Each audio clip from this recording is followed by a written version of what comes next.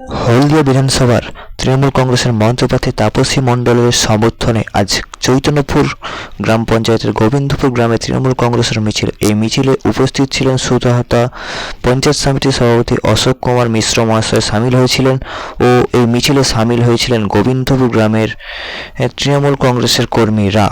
সেই ছবি আপনারা এখন দেখতে পাচ্ছেন ইউনিক টাইম নিউজের পর্দায়। ইউনিক টাইম নিউজ সবার আগে সবার সাথে।